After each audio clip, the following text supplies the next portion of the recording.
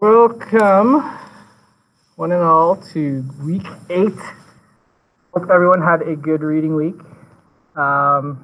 Before we move on, Jaden, I owe you a sticker. He's not here. So when Jaden comes, let him know I owe him a sticker.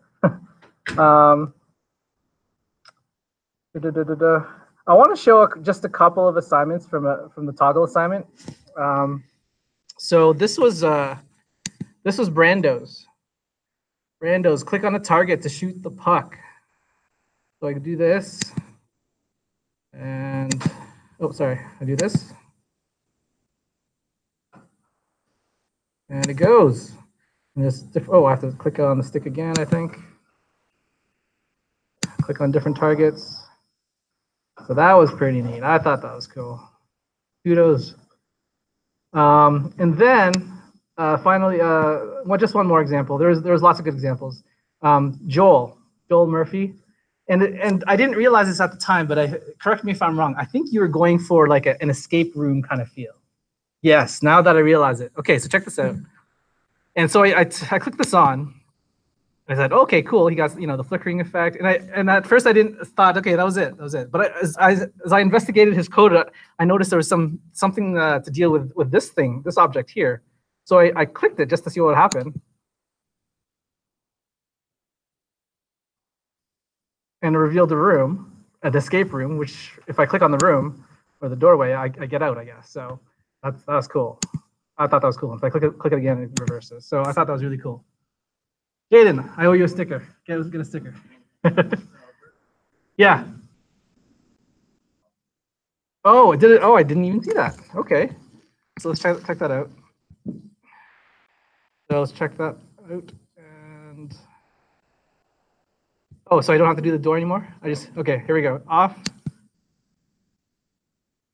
Oh, nice. The door stays open. Very good.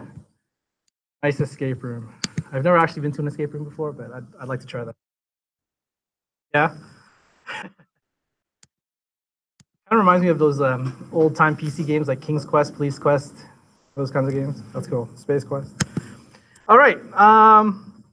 In terms of other things, I over the weekend or over the March break, I just corrected Blackboard's grading scheme. It was kind of off from last year, so I just corrected that. I updated the syllabus again because as we're going along, I'm just changing slightly a little bit of the topics. So today I'm gonna see if I can mash in a whole bunch of topics all at once. Whereas last year I kind of went slowly. This I'm gonna go a little faster for this class. We'll see what happens. So intro to Greensock. Here's our web animation map. So we started off here in CSS. We then moved on to jQuery land, which is over here. Today we're going to move on to Greensock, which is the best, in my opinion, the best animation platform there is out there. So that's where we're going to spend most of our time the second half of the semester. So what we're going to learn today is how to use Greensock. Their library is called TweenMax. So just like how Facebook creates React, Greensock creates TweenMax, as well as variations on that.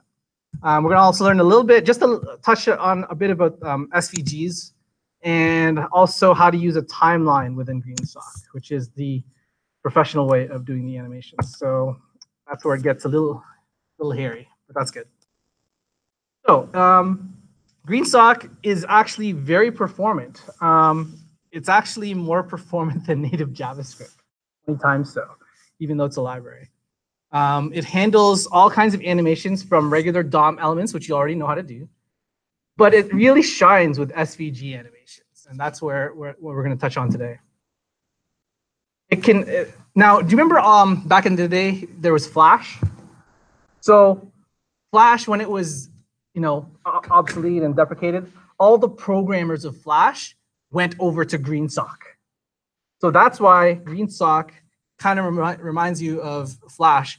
And also it's the most robust out there. Greensock can safely be used back to IE6. And so that's amazing. So yeah, just remember Greensock or GSAP, that's the company, and TweenMax, as well as its variation on timeline. Max, that's just the library. Just like Facebook creates React, Greensock creates TweenMax kind of thing. So I'm going to show you, I'm going to run this, okay? You're not going to see the code. I'm just going to run this. The question I have for you as you're watching this animation, ask yourself, how many lines of code do you think this would take with the knowledge that you currently have with CSS keyframes, jQuery, whatever? Okay, ready? So this is done with Greensock. So how many lines of code do you think this takes? Here we go. Run.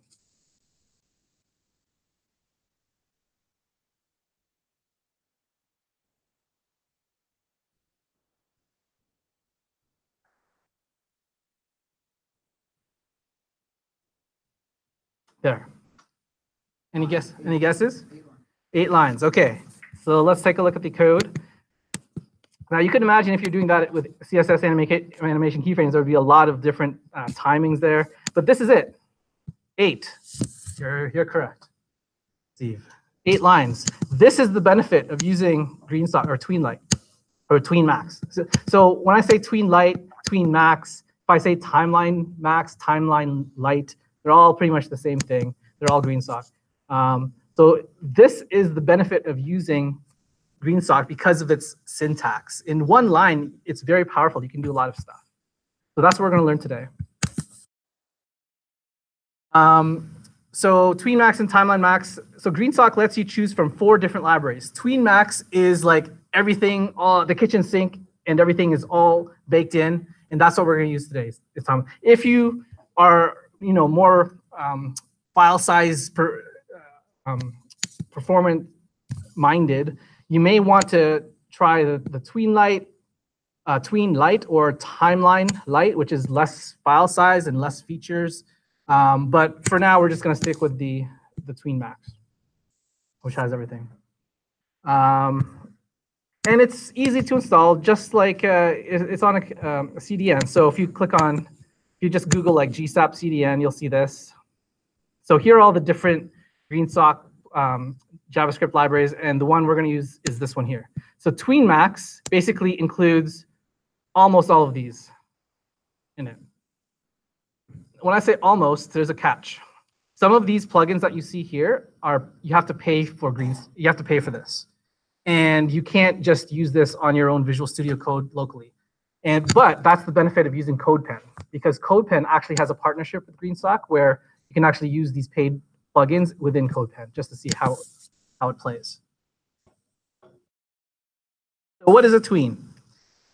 Tween is a single movement in animation. In Greensock, a tween has the following syntax. So everything you're going to write in Greensock has this kind of syntax. We have Tween Max or Timeline Max dot and some kind of method here. And the method could be one of these. It could be set, could be from, could be to.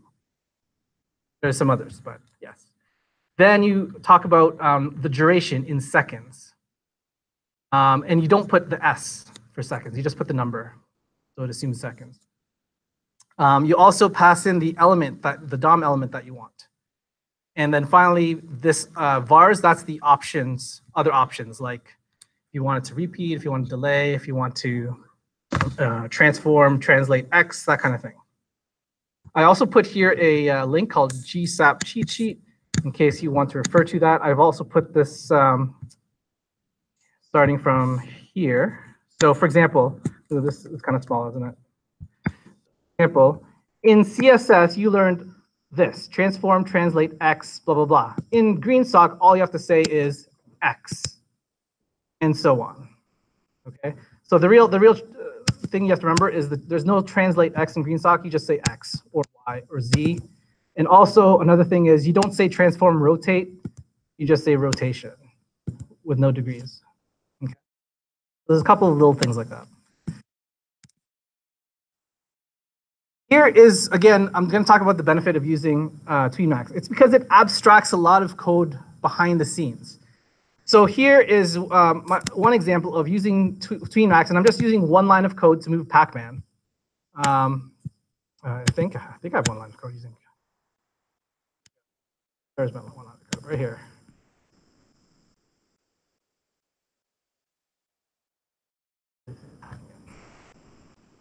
Pac-Man, 3 seconds, there. 3 seconds there. Pac-Man is moving. So all I'm really using is one line of code, Tween Max, I'm saying tween max, and then here's the method. In this case, I'm using .to.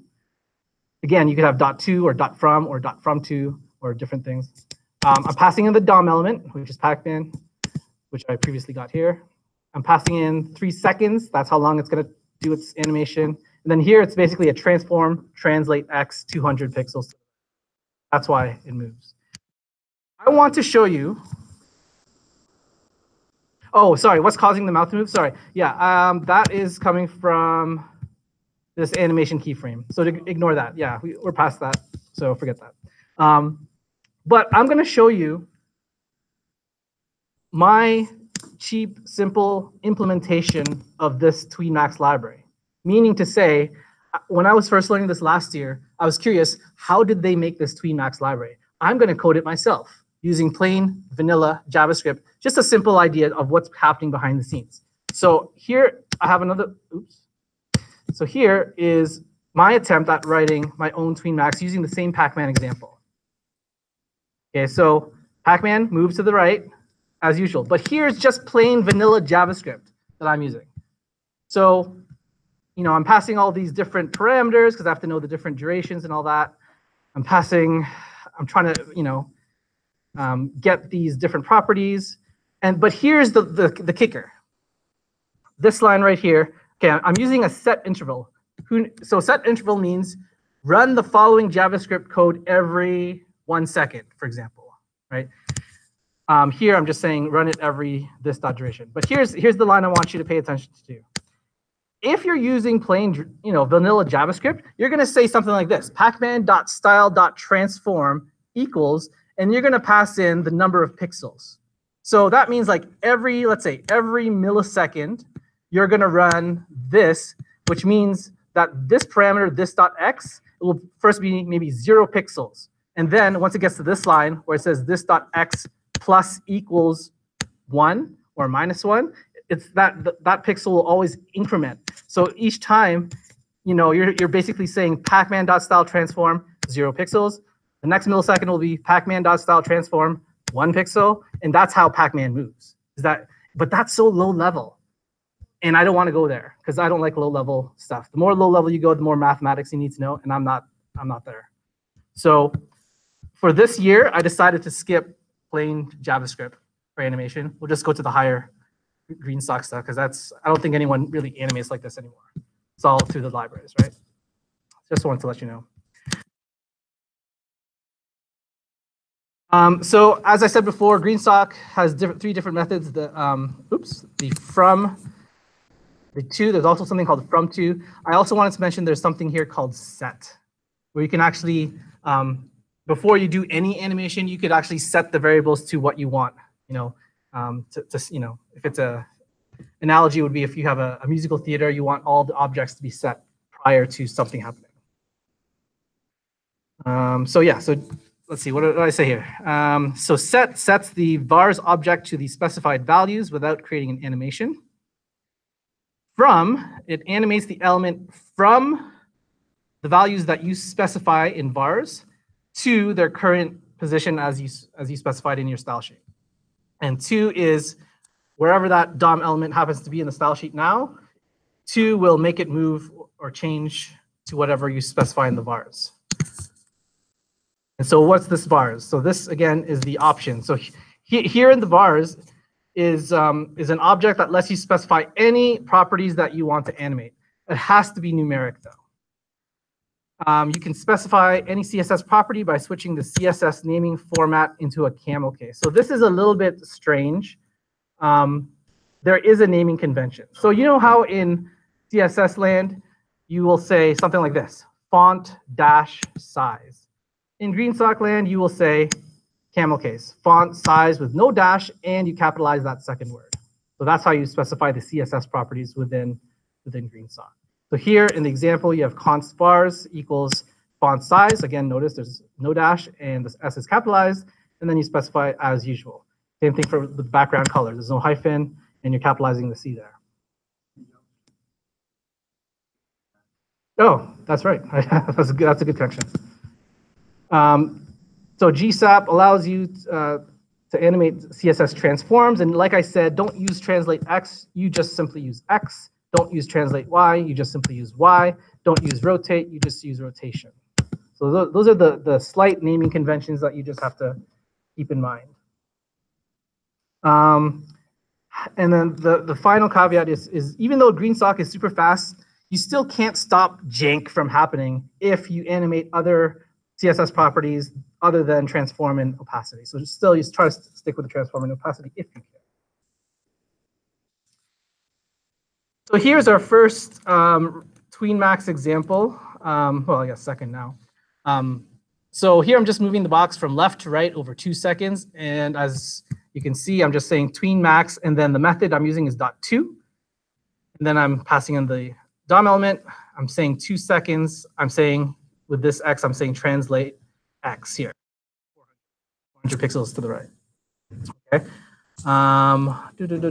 What else? And because we're saying .to, whatever is in the parameters, that's where it's going to. Okay, so now it's your turn. If you have my slides, try this out. So click on edit code pen, try it out, try typing in what I said here in the different steps.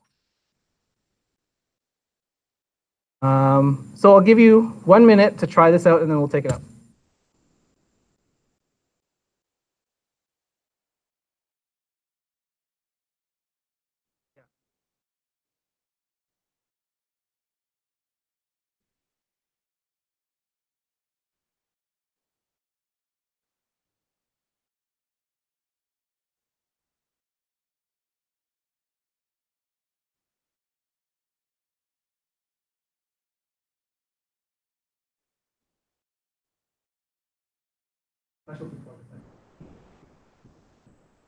Yeah.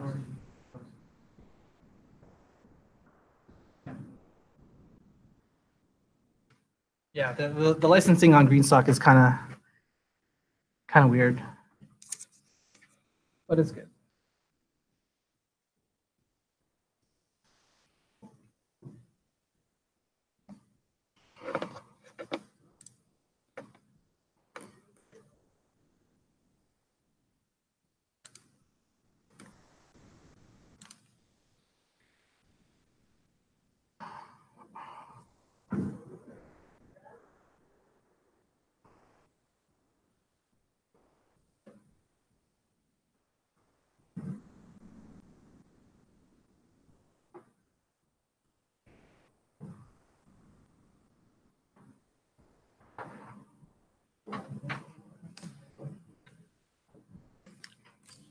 All right, let's take it up. So grab the DOM element. What did I call this? I called it with the class of ball. So let's grab it. Const ball equals document dot query selector. Oh, yeah, thank you.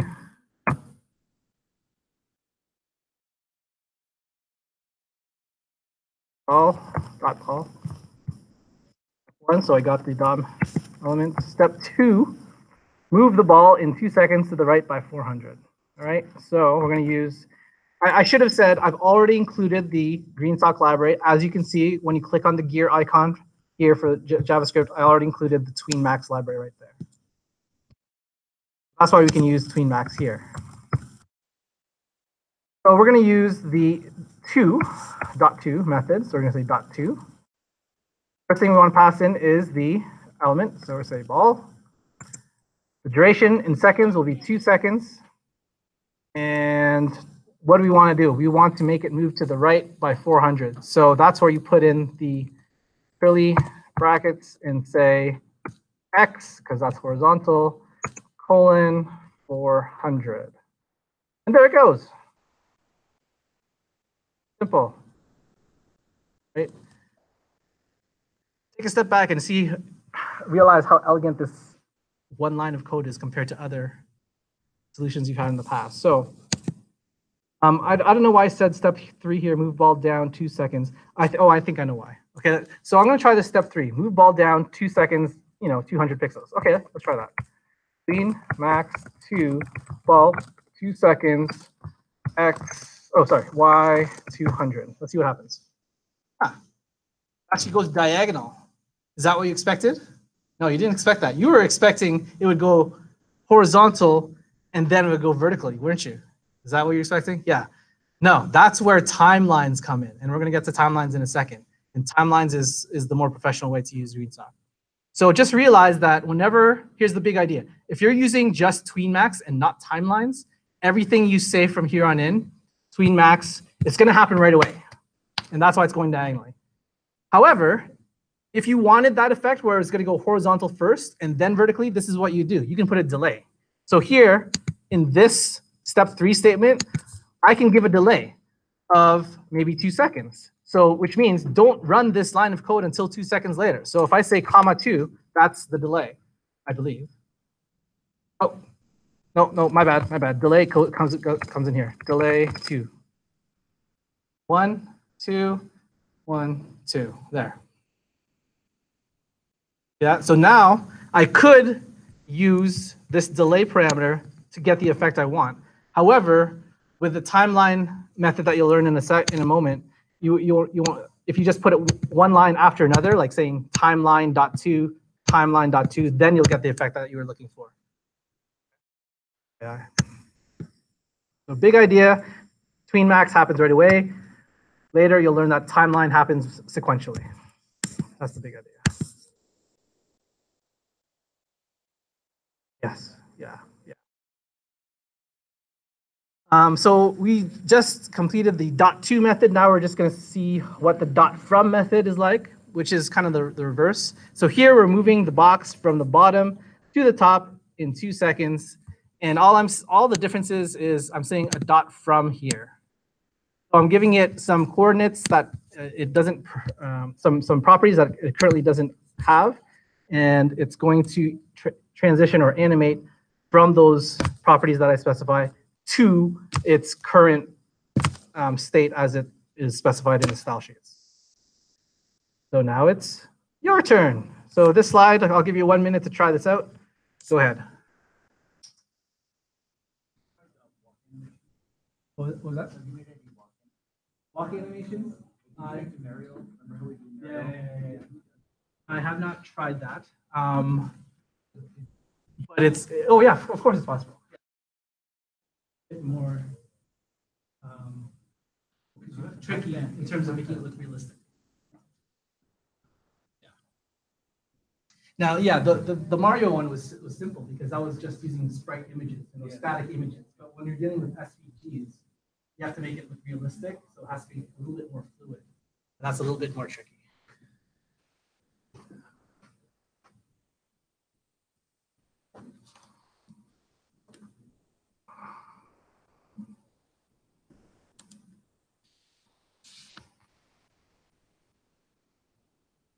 All right, let's take this up. So let's grab the element. Ball equals or ball. Make the ball enter from the bottom of the screen, and let's fade it in too. So we're adding another property. Okay, so tween max, and this time instead of .to, we're going to say .from. We're going to pass in the element ball. We're going to specify the number of seconds for the duration, 2, and then we're going to specify the properties that we want. So this time we want to make it come from the bottom, so we're dealing with the y property, translate y. So we just say y and give it some large number, like 1,000, for example. So there you go. It just happened. There you go. Okay, how about fading in? How do you fade in something? Opacity. Opacity, so fading, fade in from opacity 0, and then there you go. Oh, question, yeah. As you said, from.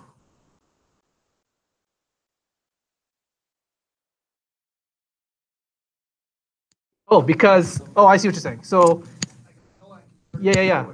It knows. So right now, the opacity for .ball in my CSS is basically 1 because, so yeah. So the key is Steve is realizing that the from will make it, it'll make it start from whatever you specify to whatever the natural CSS is already. Yeah. Now, I don't know if I have this in my next slide. Do I have this in my next slide? No, I don't. So I'm going to say one more thing is, oh, maybe two more things. Okay. Here's my second thing I just remembered. Another option, if you don't want to say opacity, that is purely Greensock specific, is auto alpha. The difference is auto alpha at the let's say auto alpha turns it from opacity of 1 to opacity of 0. Once it turns invisible, it actually changes the property visibility to hidden. Whereas opacity doesn't do that, right? So why would you want that? Maybe you don't want the user to accidentally click an invisible DOM element, thereby running some JavaScript, if you had any stuff attached. The other thing I want to mention is this. So you've learned .to, you've learned .from. Here's another method that I don't have in my slides. You can have this, .from to. So I can specify two vars, two options. So in my first one, I can say start from here. Then in my second one, I'll just put a comma and then some brackets. I'll put in my second one. So I'll say maybe y, maybe no, I'll say something like, I don't know, x 400 and what that does, x 400. Do anything? I just messed it up. X minus 400. Okay, I think I messed something up. But anyways, from to, just keep that in mind. From to are great for if you just want to override whatever CSS you have. Use from to, and I'm not sure why this is not working. Should I? No, I'm not going to spend the time debugging it, but just realize from to is another option. Okay. Another thing you should know is the different timing functions that Greensock allows you to have. So just like you have, ease in, ease out from before, Greensock gives you a whole lot of different easings, which makes your animations look lifelike. So by default, it comes with something like something called power 0, power 1, power 2, power 3, power 4, and it gives you a chart here of what these power whatever is like. So here it's saying this ease out is similar to power 0. This is similar to power 3, that kind of thing. But it has also other easing variables called bounce, elastic, and a whole bunch of others that are way more powerful than the cubic Bezier that you know. And Greensock even helps you with easing with this tool. Boop. Easing visualizer. So if you click on this link here, it will take you to Greensock's webpage, where it'll tell you, or show you rather, what all the different easings it has available for you to try. So if I say bounce, that's what my animation will look like when it bounces. So here you have different things. In addition to power 0, 1, 2, 3, 4, you have something called back. You have something called elastic. Let's try clicking on elastic, see what that's like. Wow, it looks like a rubber band. Cool. Slow-mo, what does that look like? Right, okay. In addition, you can experiment with these underlined words. So for example, see this here where it says graph. You can click to graph. You can change it to a different kind of element. Or if you click on slow-mo, you can choose one of these other ones, right? So here's I don't know, stepped one. You can change anything with the underline, you can change. So this is what I want you to do. I want you to experiment, pick a different easing, and I want you to apply it to our previous code pen, this one here. And this is how you're going to do it.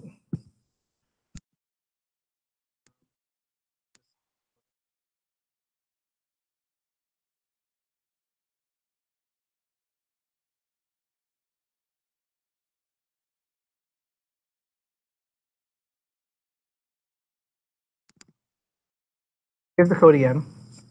It's moving out. So this is how you're going to apply it. Just going to put a comma after the opacity line, and just going to say ease, colon, and then let's just grab, I don't know, let's say bounce. And then just grab this one here, copy this, ease, bounce, dot, ease out.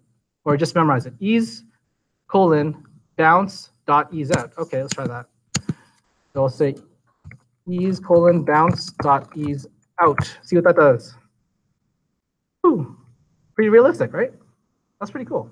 So try it. Just take a minute, find a cool easing that you like, and try it on the previous CodePen, just to experiment and get a sense of what you have available to you.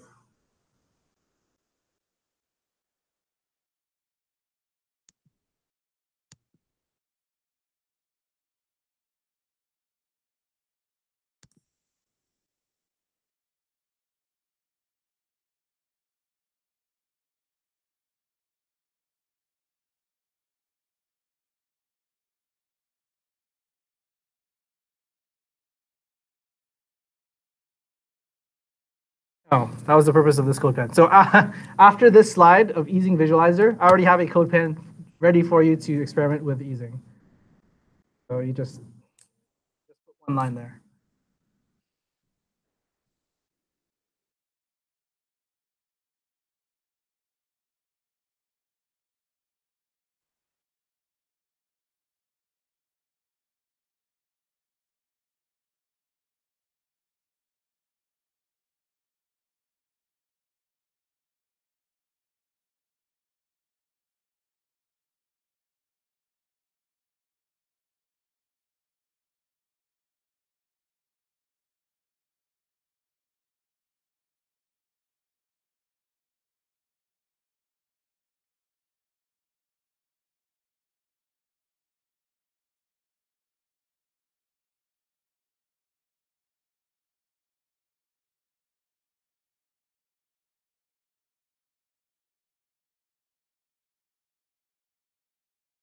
All right.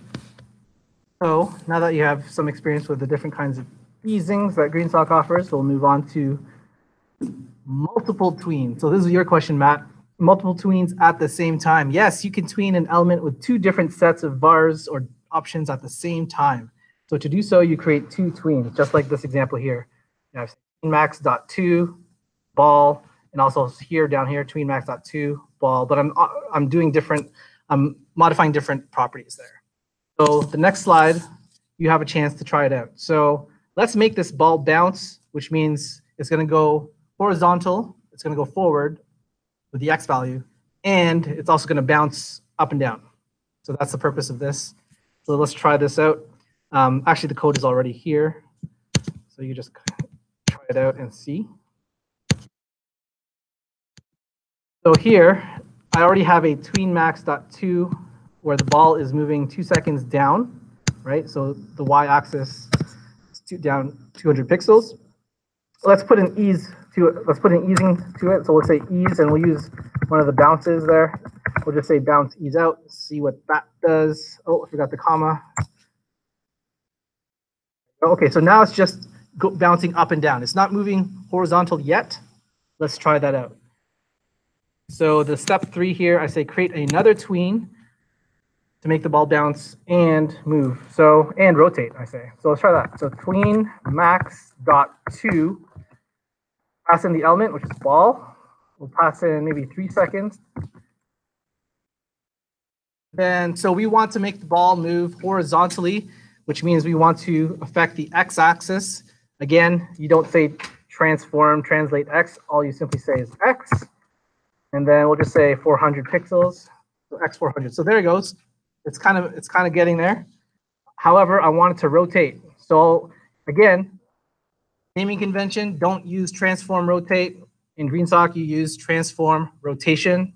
So just say rotation, colon, and the number of degrees, I'll just say 720. And now you can see the ball actually rotating. And you can play with, different easing. You could have different, whatever you want. You could play with it. I'm just putting in an easing here. I don't know what that's going to do, but looks the same to me. But this is the point. You have different options, right? So notice that this bounce easing looks way better than what we could possibly come up with using a custom cubic Bezier. All right, any questions so far before we move on to a slightly different topic? Any questions, comments? Cool. Okay, so we're going to move on to a slightly different topic because this is where Greensock really shines. We're going to just talk a little bit about SVGs for a second.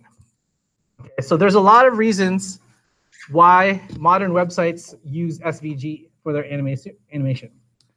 Number one, it's crisp on any display. So whether you're using, the new Retina screens or whether or not your image is blown up or shrunk down, it'll always be crisp. Why will it always be crisp? Because SVGs are drawn with mathematics. So when you actually look at an SVG code, and here's an example, I put a link here called example SVGs. Let's look at SVG code for a second. So here are a bunch of SVG icons. Let's look at Amazon. Amazon SVG. Okay, there's the icon or the logo rather. I'm going to click on raw to see the SVG code behind that. How did they make that? Ah, look at that. Whole bunch of numbers and letters. What is that? This is mathematics. This is where it's the coordinate system, but it also is using curves to know how to draw the logo. But it's all based on mathematics, and that's why it'll be crisp on any display because it just looks at this and just generates. And another benefit of SVG is, if you notice, if you look at the code here, let me just zoom out for a second. It kind of looks like HTML, right? It has the structure where it starts with a bracket of SVG, it closes bracket SVG, and then inside you have the different tags, and it has its own DOM structure, and that's great for accessibility. Another reason why you should use SVG is it lessens the HTTP requests, right? So instead of having a web page that maybe has 5 different images, in the background, the network end, the network actually has to pull the 5 different images, which means there's 5 different HTTP GET requests to happen. Well, with SVGs, you could just have the one, right? And it's because it's inline. Well, if you put it in line. What else? So you just have one round trip. Also, it's small file size. So instead of having like maybe 5 megabytes for a total of all of your images, you can just have your inline SVG, which is way less.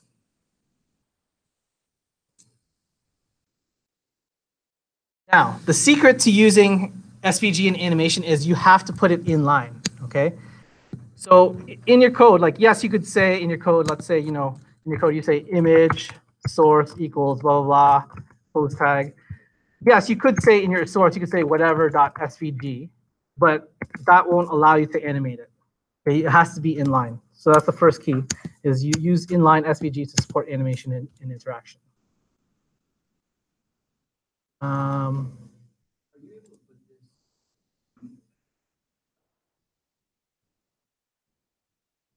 That's what I'm saying. If you do that, if you say,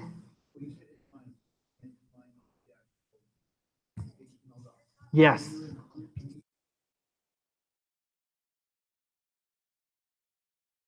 No, because as soon as you put it in a separate file, then you'd have to name that file whatever.svg, and then you'd have to somehow include it in your HTML document. But as soon as you do that, you can't interact with any animation like that. It has to be inline.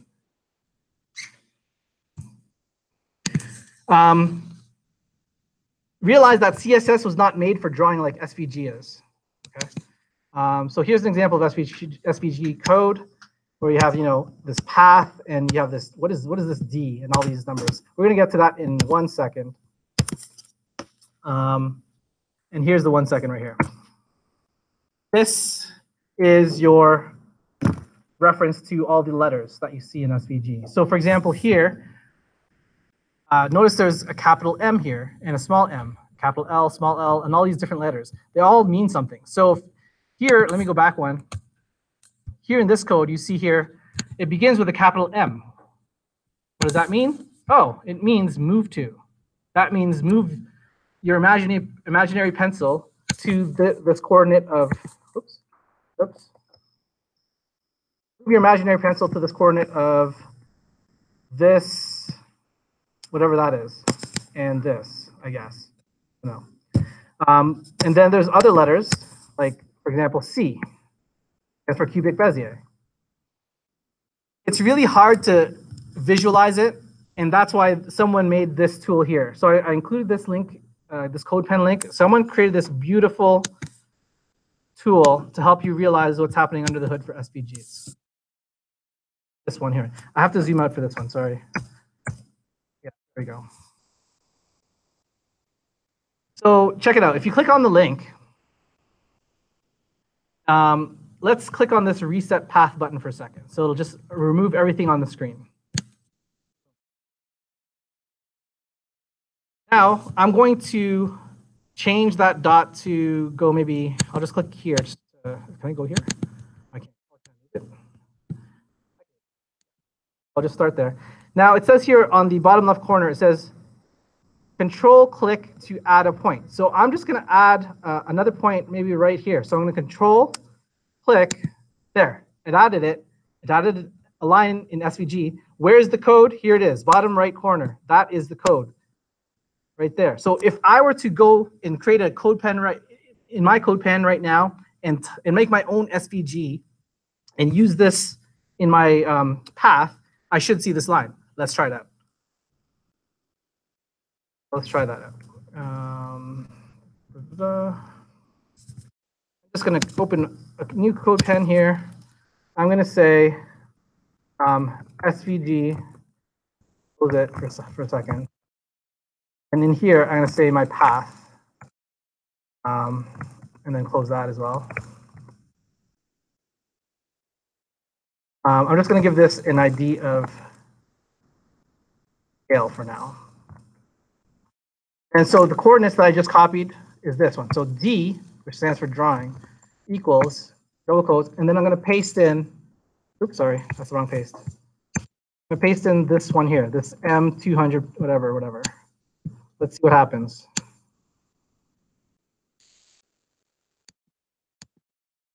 E equals that. Do I see anything? I should see a line. I don't see a line, probably because the color is white.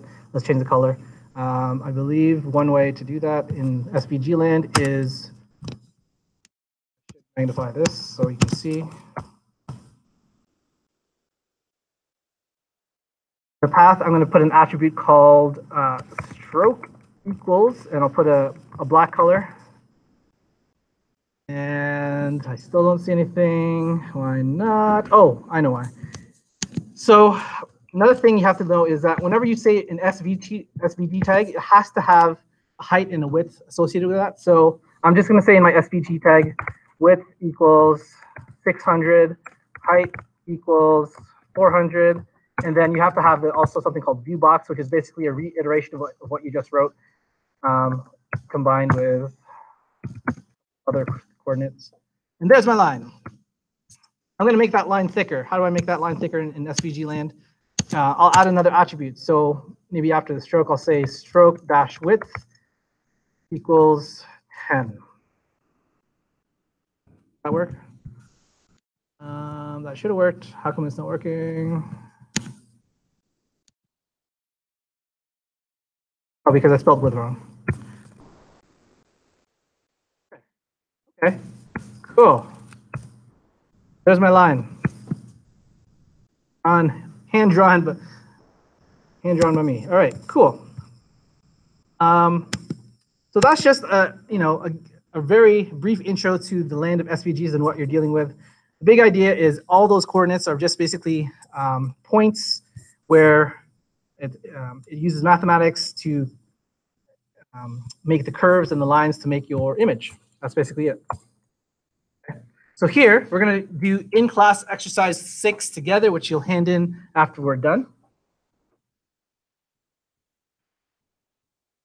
So I want you to fork this CodePen and then hand your CodePen link to me in Blackboard. And we're just going to repeat the same steps that we just had.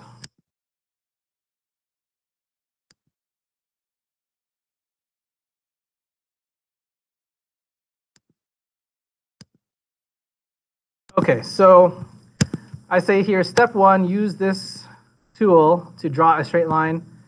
And I already did that, and I'm just going to paste what my result here.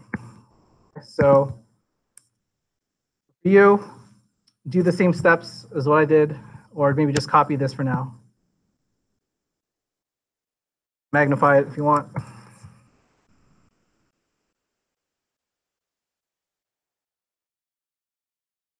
copy that SVG code in your HTML for now.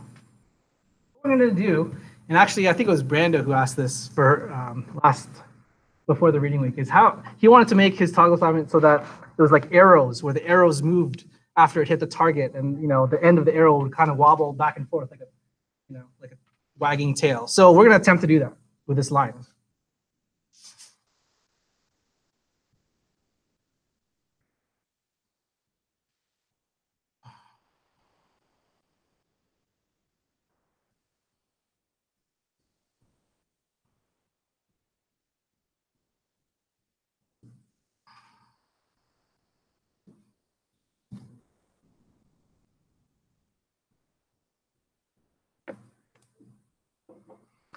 Another thing I forgot to mention is back in that chart where it showed you the capital M and the small m and what does that mean? I forgot to mention capital letters refer to absolute, whereas the small letters refer to relative. What does that mean? Yeah, so if you take your imaginary pencil and say capital M, 0, 0, then it'll stick the pencil dot right at 0, 0 coordinate because that's absolute with capital M. But if you said small m, wherever the pencil is now, then move, if you said small m, 10 pixels, 10 pixels, then wherever it is now, it'll go from where it is now 10 pixels down, 10 pixels right.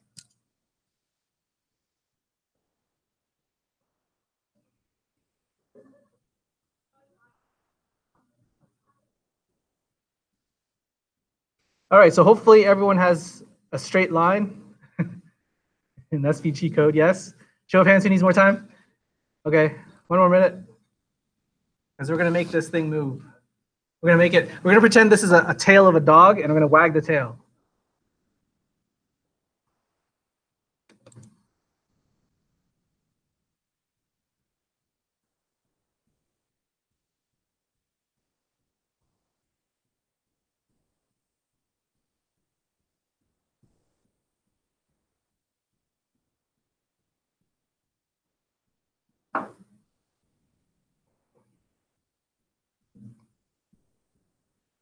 All right.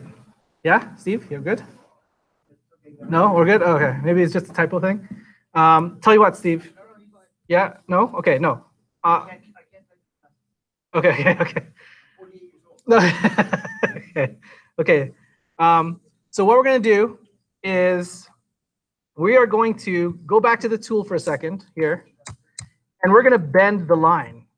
Okay, so I'm gonna take this, the first thing I want you to do is click on this Q letter.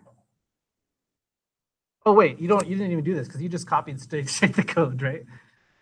Okay. Should I just start from the beginning then? Yeah.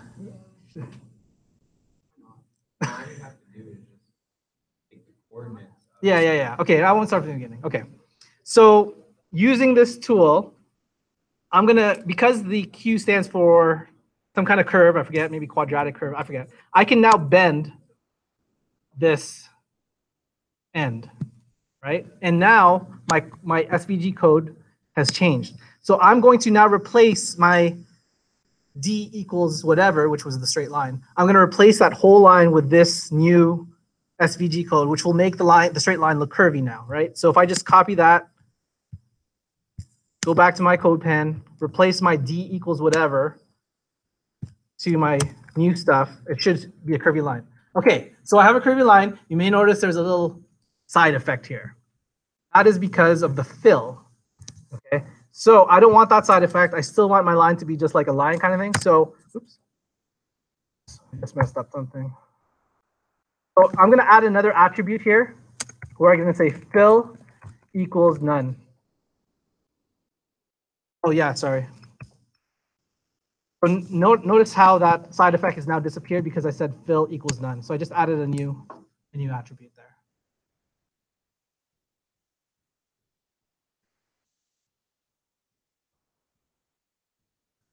Cool. Yes. Moving on. Okay. So I want to make this tail move. So I want it obviously to bend the other way. So I'm going to use the tool again to bend it the other way so I can get the coordinates. So I'm going to bend it the opposite way. There it is. Opposite way. Yes, I'm going to get the coordinates. I'm going to save this coordinates in the form of a comment. So I'm just going to put it in a form of a comment just so I can save it and use it for later. So I just put it in a comment just so I have it, okay?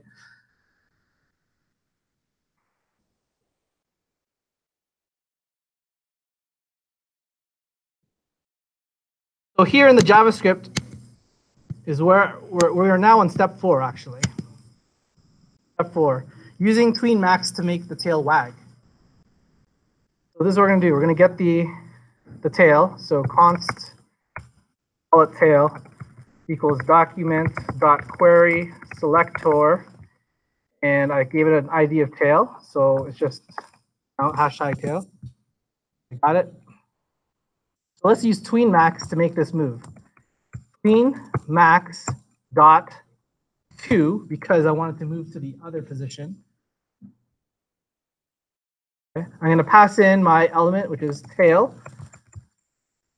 I'm going to make it wag. We'll just say 1 second for now. See how that looks. Okay. Comma, and then we're going to pass in some parameters. Now this is the tricky, a little bit tricky, because when it comes to SVGs, remember how before I said you can animate any CSS property in here, but the problem is we're not animating CSS properties within this path element. We're dealing with attributes that aren't CSS, right? So I want to access the attributes within that tag. So how do you do that? Answer, use this. ATTR, which stands for attribute, and pass in some curly brackets. Let me magnify it because I keep on forgetting to magnify it. And I want to target the D, right? Because we up above we said D equals blah.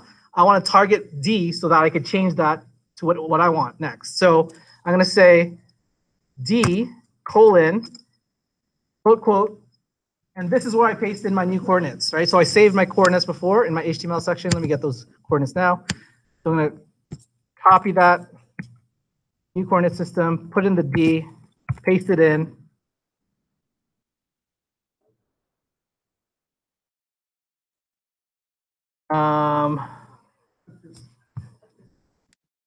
And then what did I want to do?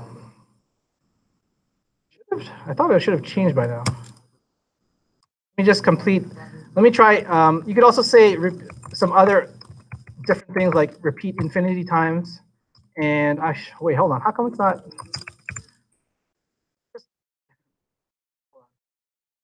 Wait, it should have moved. So I'm not sure why. It should have wagged. So why didn't it wag? D equals elastic ease. Width, yes. Is there something in my console? Inspect. Console. What is this? Tween max not defined. Oh, of course, tween max is not defined. I didn't even put tween max in there. All right, there we go. Tween max, yes, I want that. Save, close. There you go. Right? You could never have gotten this in any of the, before reading week, you could never have done this animation with any technology that we've done so far. This is new. GSAP, yeah, GSAP. So let me just briefly cover the other options that I put. Notice I said repeat infinity because I want this to happen forever. I said yo-yo equals true. Yo-yo means after you finish going to your spot, yo-yo means come back like a yo-yo. So it goes, if I say true, it goes to the 2. Because yo-yo is true, it now comes back. Because repeat is infinity, it does that multiple times. And then I just put some kind of ease in it to make it look whatever, natural. Cool, right? This is let's make this tail. Let's pretend this is a dog. Let's make it a happy dog. Yeah, sure.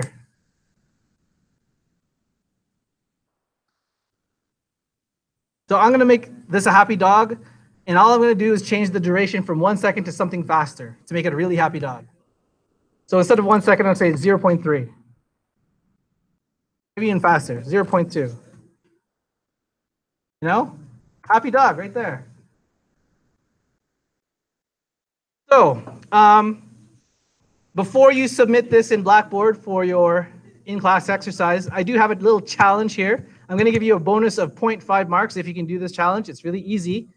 I've given a link here just to give you an example of what I'm looking for. Oh, that's the wrong link. Let's try that again. Where'd it go?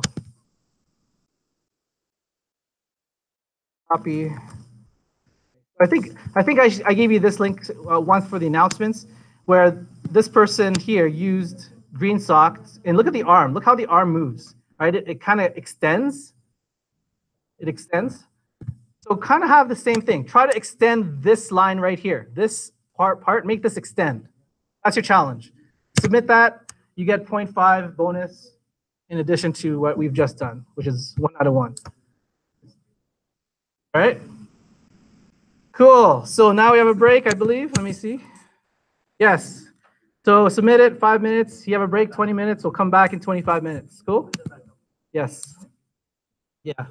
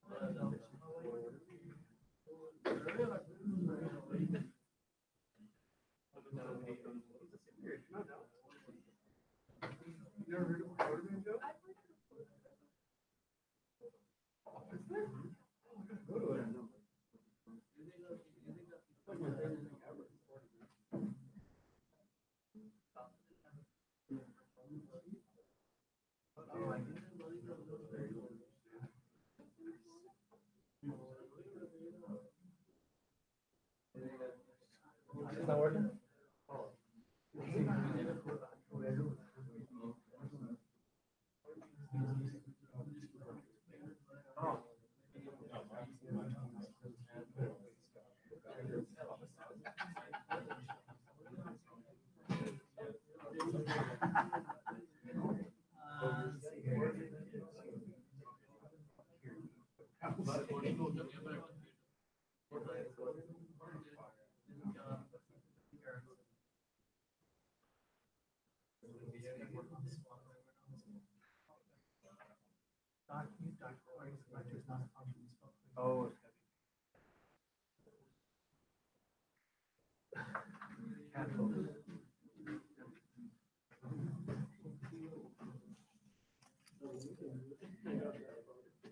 You got your sticker, right?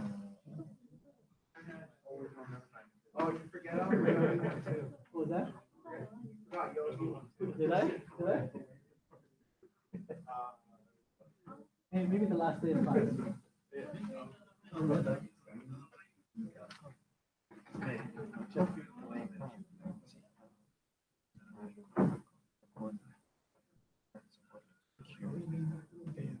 So is this code what you pasted?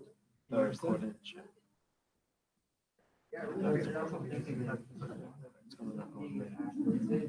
let's see, right click it, and make this one. Inspect, let's see if there's an error. So inspect console.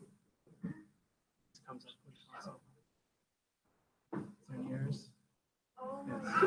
Yes. Tween max, the tween max is not defined. You forgot to include Greensock.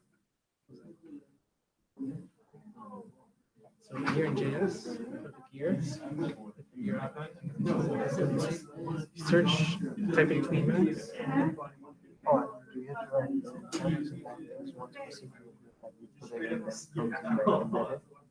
This is how you do the say tween max. So GC should do something. Nope, still not okay. See if there's any more errors. Right click, inspect.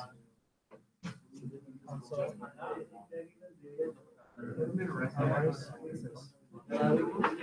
Tween max is. Oh, the coordinate. Is that the same ones before? Oh wait.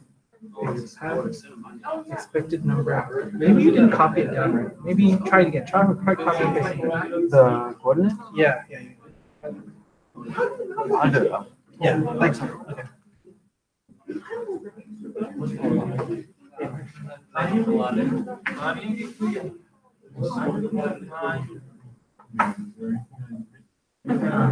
Right click. This also inspected.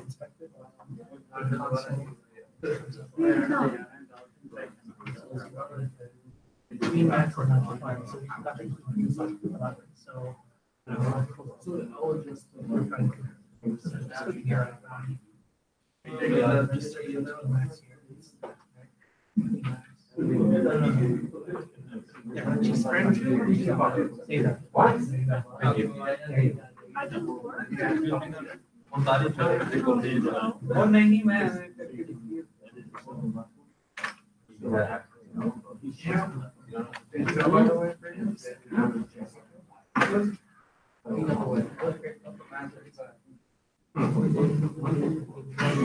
That's a good one.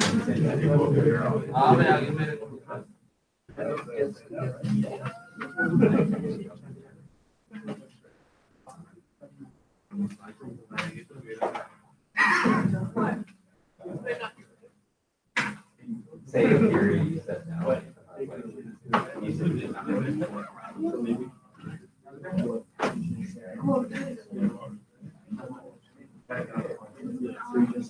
No, everybody else for that. Oh, I not me. Yeah, she broke out loud and my brother was just like.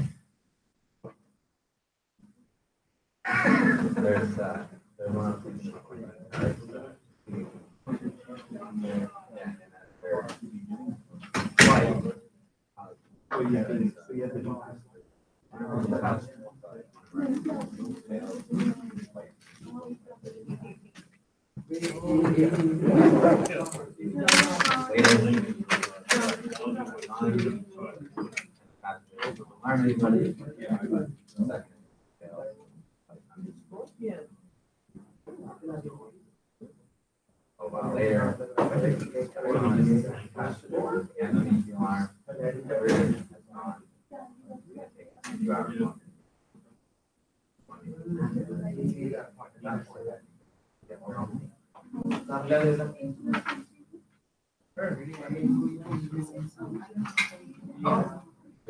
They're like, oh man, it's not laughing.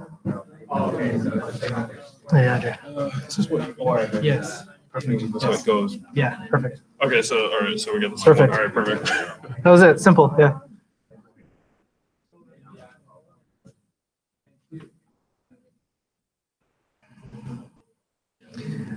Now, Andre, if you want to have some real fun with that, try to draw a totally different shape and then put it in and see if it. Yeah.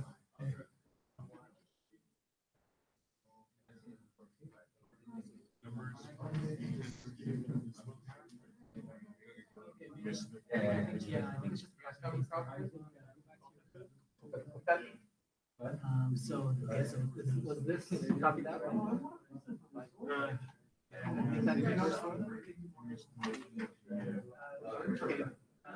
That's okay. Copy that.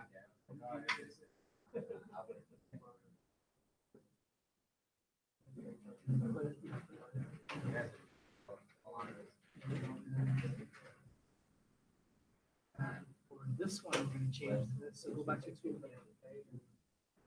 And this time we'll just take that and bend it down. Yeah, I'll wait. Oh, okay. There you go.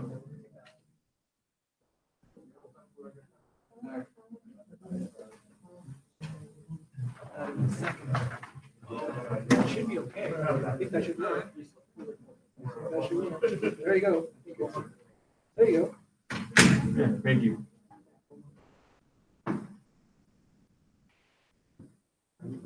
I'm going to say that after the break. I'm going to say that.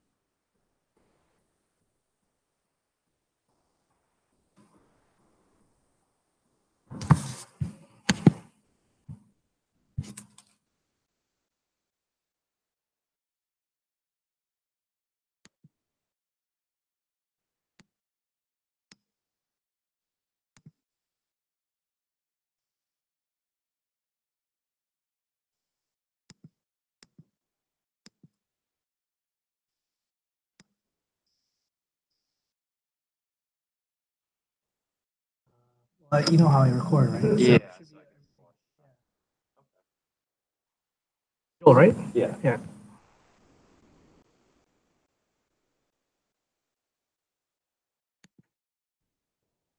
This.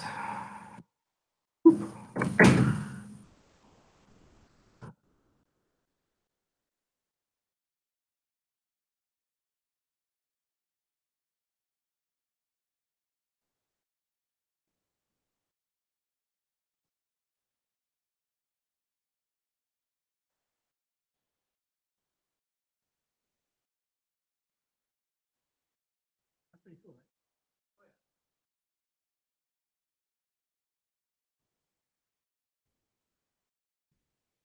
right? Yeah, I don't know if you missed my, what I said earlier, that all the videos, Yes. you basically want to hear it. Yeah, because Trim is basically the same, it's a really easy transition. Yeah. And really all it is every JavaScript library, it's really stuff. They just make cool stuff and give you short ways to access pages. Nope. How was the potential experience yesterday? Good, lots of programming. Yeah, we did, like, what was the challenge? There was just a whole bunch of stuff, creating groups. Oh, I see. All JavaScript. Creating everything. Stream manipulation. Yeah. Although as I told Scott, I said, I screwed up on the exact same multiple choice that you did in the first one. I don't know why. I knew the answer too, and I'm like, why did I get that? The code all worked because we got to test it. Yeah, So.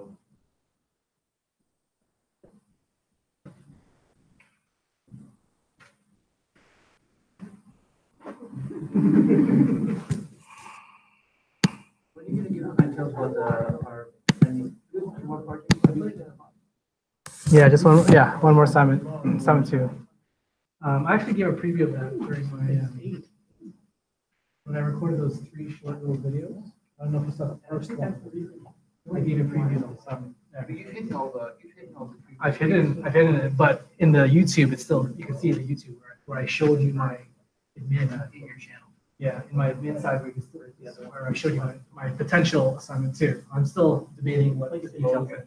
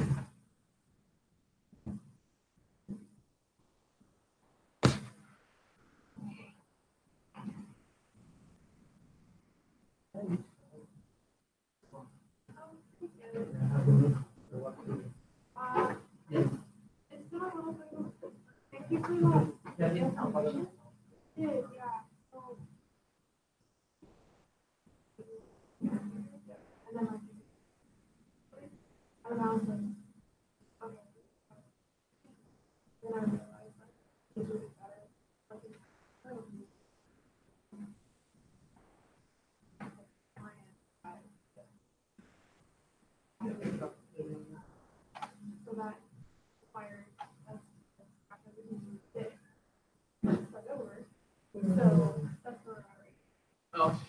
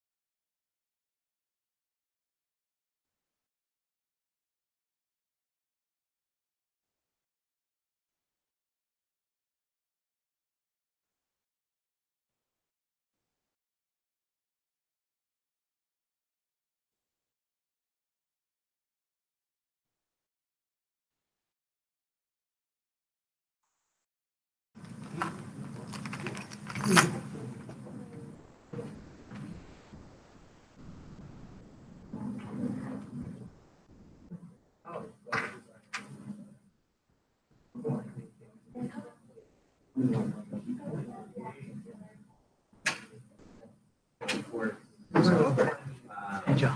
So for the Oh. in cache, right? Oh, yeah, Opens yeah. up like this. Right? So if you were to view this in a browser, what would it look like? It would make it a lot easier though. Sort of, maybe she Yeah, there's didn't. more work, but at the same time, it's versus you versus yourself. Is it a code? thing? It should be an image. And she probably didn't get as expensive of a Yeah, project. there's your Yeah, image. exactly. So I have to use it. Yeah, so I'm gonna explain that in a second. I haven't explained it yet. This is what I was asking. So what they've done here is they just, they didn't have in JavaScript, they didn't have into the document. So it's not actually in HTML. And then it's created in the DOM itself. Yeah, the line was a little bit long. It's not stored statically, it's stored dynamic. Stored dynamic, that's capacity. But you could store it somewhere. Yeah, but do they animate? No, but they can't control the property. They can?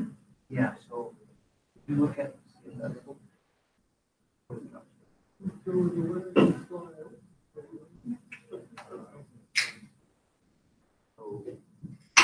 So they can refer to the view, which is. So if you can get it this way, you should be able to get it. So if it has a tag, right, it already has a, or a class. Where's that? So if you go back. I know how to do it.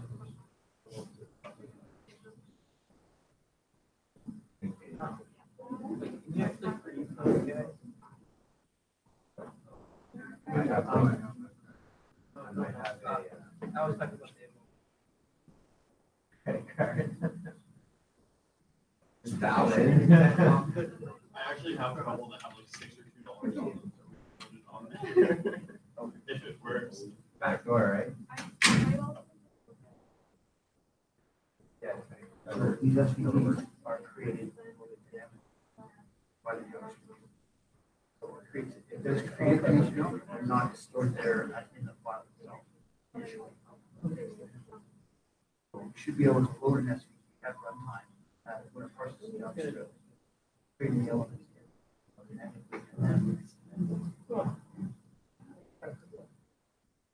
I'm just thinking, again, instead of making huge, big one big huge file, right? Load it dynamically. So if I wanted to load a specific SVG, I can click a button, it will create it. You can also destroy it as well. Instead of have it all in your file. I'd be curious to see if you can animate that. I don't know. I want to try it. I want to try it. See, I'm still having my doubts. Yeah. Here's the problem. Yeah. Because the problem is, in my mind, eventually you can use JavaScript. You're going to say tween max dot to element. Question. Where is that element that hasn't been created? You probably, I mean, the element name probably references these in a dynamically created array. And a public array with the.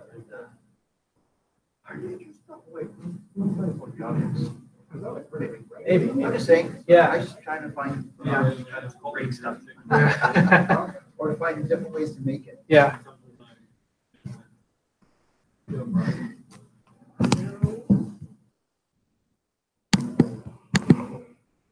All right, I think we're gonna start. Before we start, here's my little commercial breaks. Some links that I found over the week. Here's something that would make you better programmers. Something called solid design principles. What are solid design principles? Easy. S is for single responsible principle. O is for open code. So anyways, there's different philosophies on how you should code. Don't code like this, code like this. And it talks about the different principles just to make your code more robust in the future and maintainable. The next one here is an article by Val.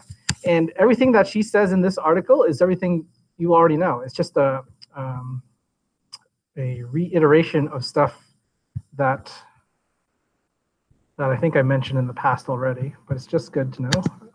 And then it's just a little icon set that I saw last year that might be of interest to you. It's free SVG icons for popular brands. So that's kind of neat. All right, so as I mentioned before, the break, if you want to get into timelines that are more complicated, that require more choreography, that's, sorry, if you want animations that require more choreography, you need a timeline. And just to show you one example of that, Google Star Wars Code Pen Greensock. It's this one here. I don't know if I showed you this before in previous classes, but here's the animation. Did I show you this before? Yes? No? No? No? Okay, so we'll just take a minute to see this.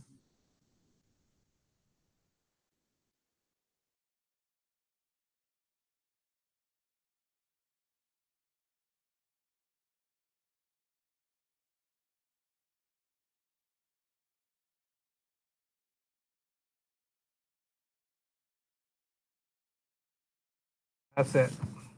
So let's take a look at the editor view just to see how they did that. And the big takeaway is this. They're using this, Timeline Max. So if you want to coordinate your animation with more sophistication, professional developers will say just use Timeline Max. And so that's what we're going to experiment today, is with the timeline. Also notice, so here's the big idea. You're gonna create a Timeline Max, which is think of that as like, you know, like maybe a strip of cassette tape, and then you're going to add to this master future animation. So here's one animation called flyby, which in that function it has its own timeline, and it's returning that timeline. And at the very bottom, so he has all these, you know, Chewy to R2, he has ending, and then at the very bottom he adds it all. He says master.add flyby, master.add Chewy. Right? So he adds all the different functions that he previously had to make it run. So that's what we're going to do. And that's what we're going to do with Lab 6 in a second. So what we're going to do is we're going to change our tween max into timeline max. Keep in mind, because I mentioned this before, if you do that, the difference is tween max, everything will happen at the same time if you have multiple tweens, unless you put a delay. Whereas timeline max, it'll happen sequentially, one after another. But there are ways to get around that too. So timeline max lets you chain tweens together. When you do so, the second tween starts after the first tween completes. And if you think about that, the second tween starts after the first one completes. That eliminates the whole idea of callback functions. Right? But remember jQuery, you had callback function, like run this after this animation completes. You don't need callback functions. Although there are callback functions in Greensock. For this, if you're using timeline max, you don't need it. So you just, to create a timeline max, you just say new timeline max. Don't forget these curly braces inside the parentheses. And then once you've created this timeline, and by default, the naming convention is just TL. So everyone uses TL. So just say const TL equals new timeline max. So once you've created that TL, you just treat that TL as if it was tween max. So here, the box is moving horizontally and then vertically, like I showed you before. And how are we doing that now? We're not using tween max anymore. We're using timeline max, and we're just saying TL.2, and then the coordinates, and then TL.2, right? Whereas before I had tween max.2, and then the second one said tween max.2, but I had a delay here, right? But now that we're using timeline, we don't need that delay. It just happens sequentially. But the question you might be asking is, but wait a minute, Albert, what if I wanted this second timeline to occur at the same time as the first one? Yes, you could do that as well, and I'll show you that in a second.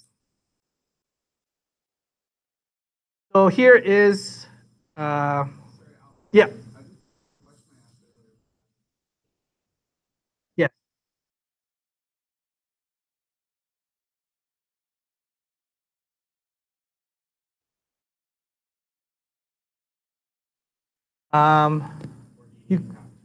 No, you could put it all in one if you want. So if you want to go diagonally, I believe you can put it all in one, X, Y coordinates, and it should go diagonally. Yes, yeah.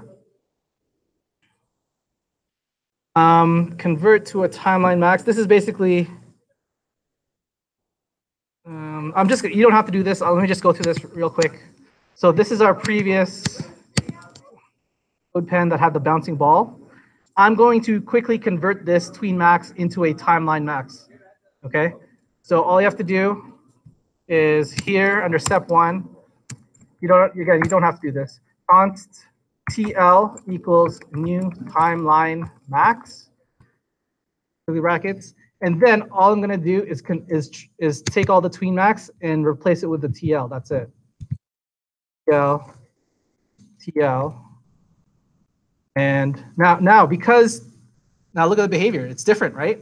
Because timelines are happening sequentially, it's happening a little bit differently. So here's what I was saying. If I wanted to have the same bouncing ball effect as before using timeline this time, how do I get that? And here's the answer. You can add labels. So here, just before I start the animation of the ball, I'm going to say timeline add, and I'm just going to add a quote, a string called start. It could be any string. I'm just going to say start. Okay. So that's a label. So think of that as, if this is one long cassette, I use the word cassette, I'm dating myself. If this is, so this is the whole point of this label is that I can refer to that label and tell my animations, hey, start my animation at that label as well. So here's an example of that. So here, for the second one, the second TL, I can actually say, start this animation not after this one, but rather start it at this label called start. How do I do that? You just put a comma here, start. That should have the same effect as before. That was just a comma. No, the TL add bracket quote start quote bracket. Oh, I see what you're saying. There, yeah. It would be nice if I did. Yes.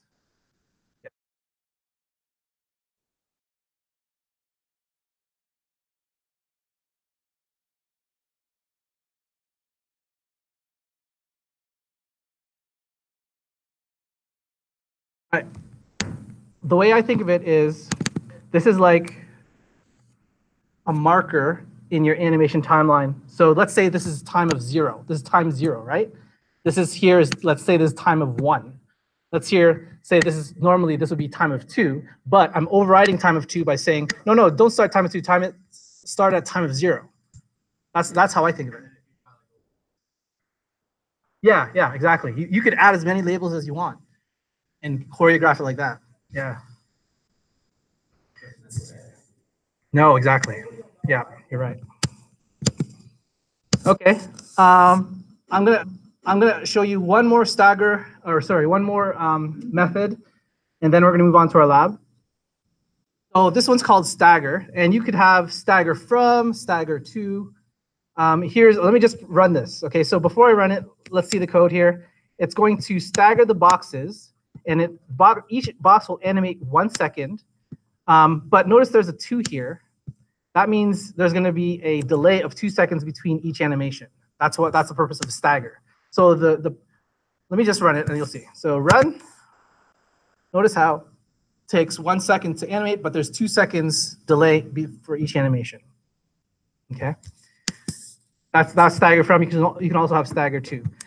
The big idea here is, in order for stagger to work, you have to make sure that your query selecting, in quotes, something more than one element. If you just have one element, then this does not make sense, right? You can't have a delay of 2 seconds if you just have one element. So big idea is, if you're using a stagger, make sure you have multiple elements here.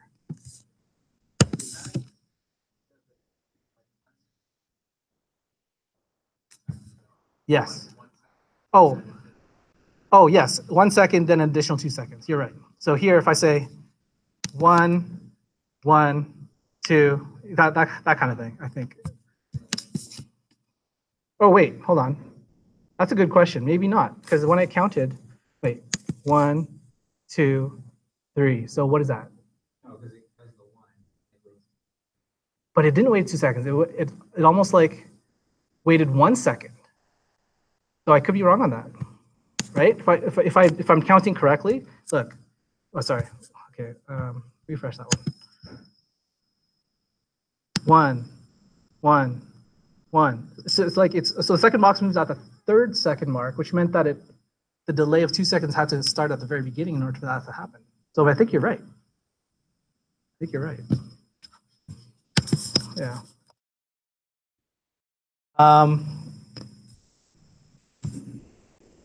This is your turn. So open this code pen up and let's experiment with the different staggers and with the different stuff I have here in the comments. Let's try this out. No, it doesn't. It should not matter. Well, hold on. Nodes in an array.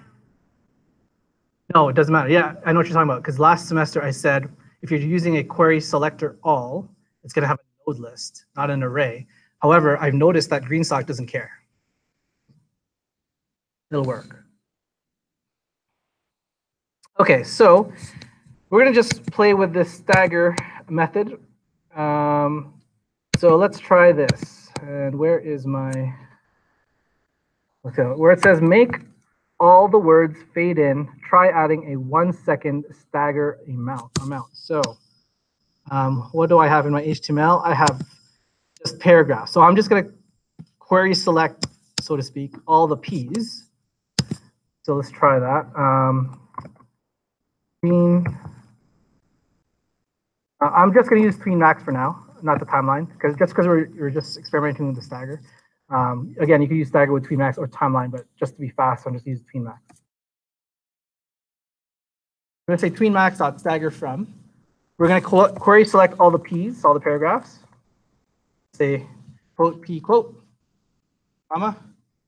The duration, let's say 0.3 seconds, comma, and we'll add some properties like opacity. So it'll start from invisible.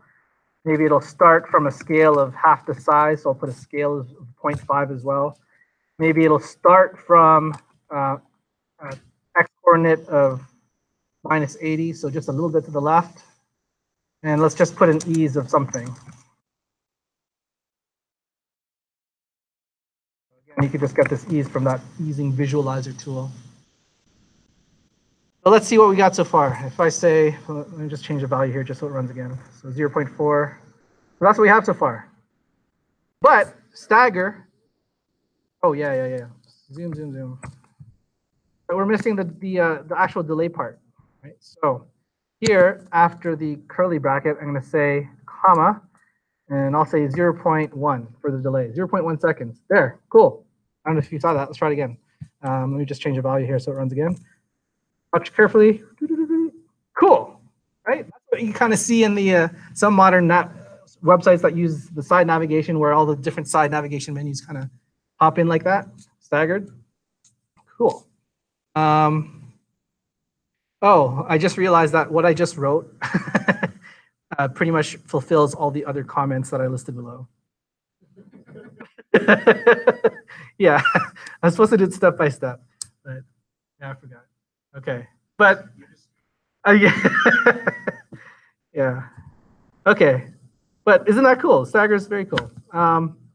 So that's all I wanted to mention about stagger. Now comes the let's work on lab 6. So this is where let's look at lab 6 first. I did say something special about this. Oh wait, did I say lab 6 or lab 8? Say, oh man, I meant lab 8 on that. Shoot. Okay, lab 8.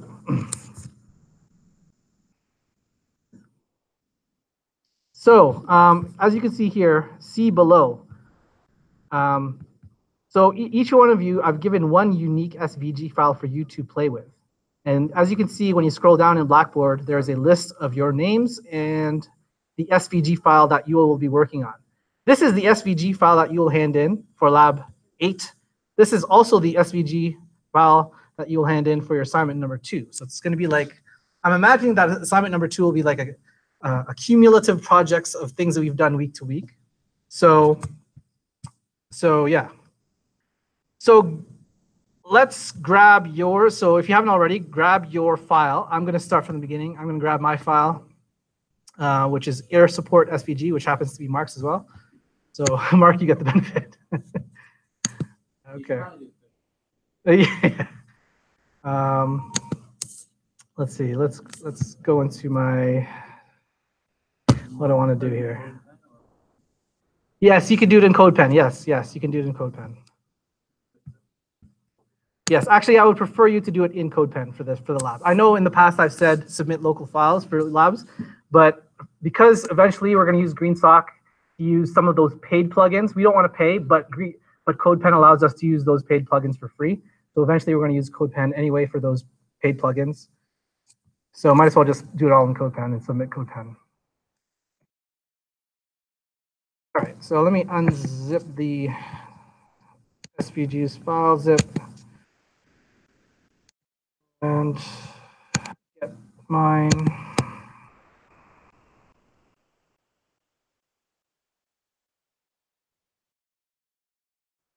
Let me open that in my code editor.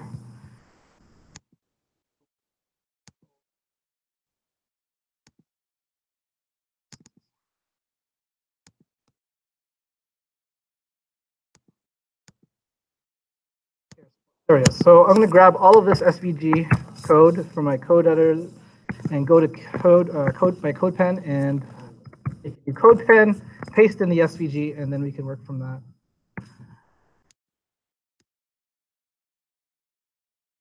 There's the SVG that I have.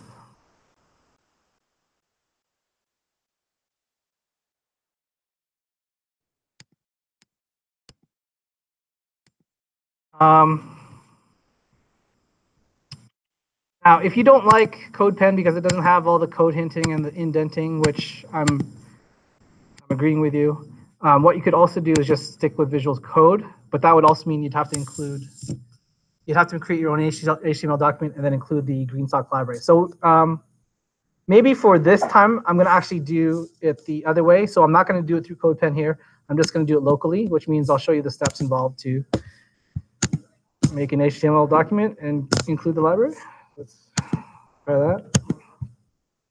So let me undo this for a second. Oh, no, I don't want to do it. Create an index.html page here.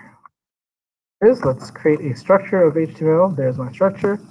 Let's copy all the SVG code from that tab to this body section, paste, save. There, it's nicely indented. Okay, so now let's include the library of TweenMax, which is available to the CDN.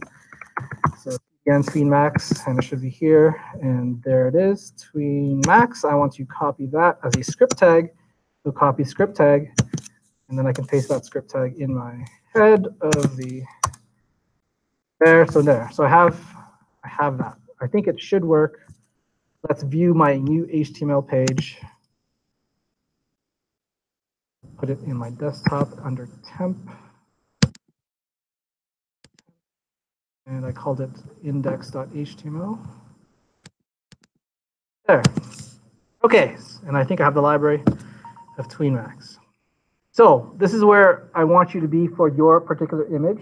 So either use CodePen or use Visual Studio Code or whatever editor you have. And this is where your creativity comes in, because in the lab, notice how I say in the lab, I want you to use a timeline. That's number 1. That's 1 out of 4 of marks. The second mark comes from, I want you to use either to or .from or from to make at least 2 separate objects move. Next one is use an easing. And your 4th mark comes from this, use a stagger.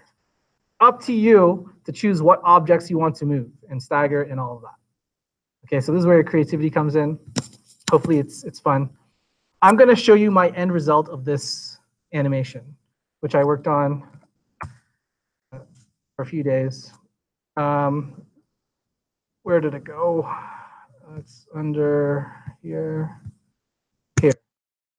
There we go. Okay, wait. Oh, stop. Okay. I'm gonna. Okay. As soon as I refresh, notice the clouds are staggering in. So I'm refreshing. Clouds are staggering in. Also notice that the clouds are moving slowly one direction. Notice that the air parachute or hot air balloon is moving not only horizontally, it's moving also vertically, very slightly. Notice the sun rays. I'm using opacity there and scaling. And then after a certain point, I'm making these people wave their arms as if to say hi. As soon as they do so, then the timeline comes in where, you know, the parachute is not going away from them, kind of thing. And that's all I did. And also notice I'm changing color. Whereas earlier in the day when let me click on refresh again, notice the color of the sky versus the grass. Refresh, notice it's a darker blue, paler green. Then as the animation moves, it becomes a lighter blue and a darker green. Just whatever, right? It's up to you, creative, have fun with it, do something with Greensock, right? So that's what I'm going to attempt to code right now. I may not include everything, maybe just the essentials. So here's my ideal, and this is where it could go really bad for me, because I'm going to attempt to code this while you're attempting to code yours. So I envision, you know, as I code something may not work for yours, which requires me to go over to you, and that would take a lot of time, and then I wouldn't be able to finish. So I'm not sure how this is going to go, but this is what my ideal situation, how I'm hoping it'll go, is that I'll do this, even if you don't, you know, get it right now, at least you have the video and you could still do it, right? Okay. So let us start with, creating a timeline. Okay. So let's do that. So in my code, I'm going to create a script at the bottom of the HTML here, or near the bottom of the code rather. I'm going to just say script. There you go. Again, you could separate the file if you want. So I'm going to say I'm going to create a timeline. So I'm going to say const master equals new timeline max.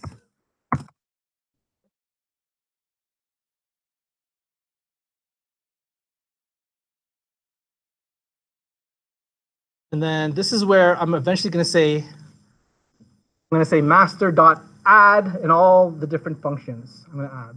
So let's create a function to deal with the clouds. So remember how the clouds kind of staggered in. So I'm going to create a function called clouds that will stagger in all those, I believe. Where to go? Right. Okay. And this also requires you to edit the SVG code itself. You will notice that the SVG code that you have may not be grouped at all. And this requires you to create your own group tag. Okay, and I'll show you what I mean. So the first question I have is, what SVG code is responsible for all of these clouds? And tell me if there's a better way. There's probably a better way than what I'm doing, which is an insane way, where I inspect the code and kind of just hover over the different elements until I see it. And I'm betting you there's a better way by probably importing the whole SVG into Adobe Illustrator and then grouping it like that, but I don't know Adobe Illustrator. And I'm assuming some of you don't have Adobe Illustrator, so I'll just do it the hard way anyway.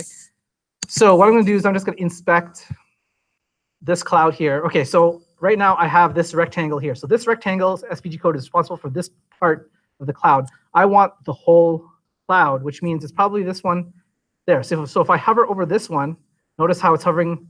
It's now highlighting the upper cloud, if you will. And if I hover over the lower rectangle, so that means I want to group these three rectangles. So I'm going to actually go edit the markup and put a G tag above this one and then close it after this one so that I can have the whole cloud and then do something with it later. That's what I'm going to do. So let's try to find this one where x equals 6. I'm just going to do a control F of 636.34. So I know where I am. So I'm going to say control F, 636.34. There's only one instance of that here, so I know I'm in the right place. So now I'm going to put my G tag. I say open G.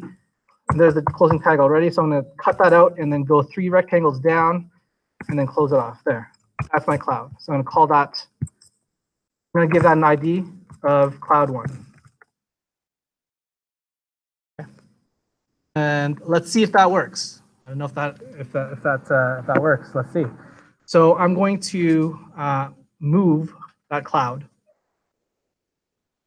Or should I stagger it first? No, I'll just move it. I'll just do the plain moving it. in my JavaScript now, I'm going to grab that. So first, I'm going to create a function. So remember how we had the whole master.add with all the different functions? I'm going to create a function just for clouds. I'm going to say this, function clouds. And all this is going to be responsible for is just moving the clouds. So I'm going to say, so in here, I'm going to create a new timeline also.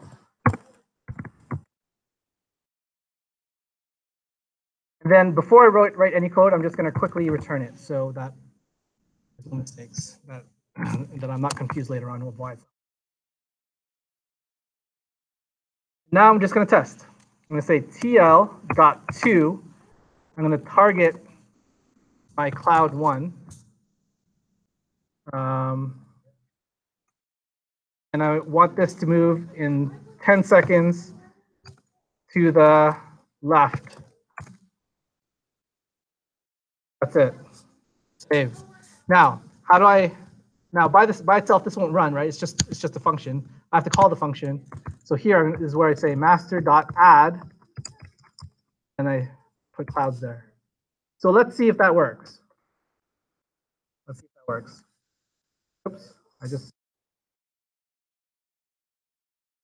If that works, let's close this up, refresh, and let's see if that cloud moves. Yay, moves, cool. So you can see it's a process of now labeling the other clouds, and maybe just for the sake of time, I'm going to show you my complete code for this, and just point, say, refer to this.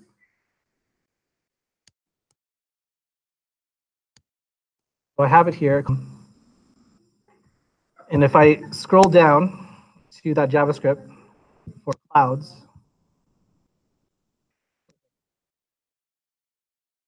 there it is, clouds. Here's another thing you could do. So instead of grabbing one element, I can grab all 3 clouds in an array. So I can actually do that. And so all 3 clouds are now moving at the same time in the same way, right? So that's one thing. So that takes care of requirement number 2 here for use of 2.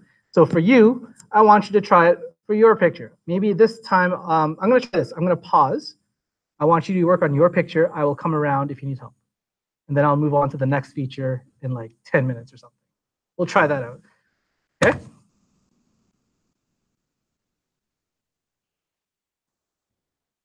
So be creative, have fun with it.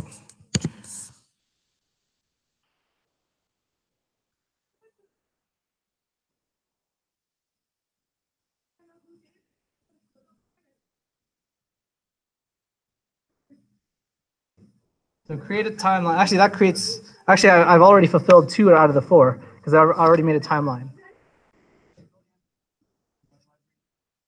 You don't, because Tween Max includes the timeline library. So this is the kitchen sink.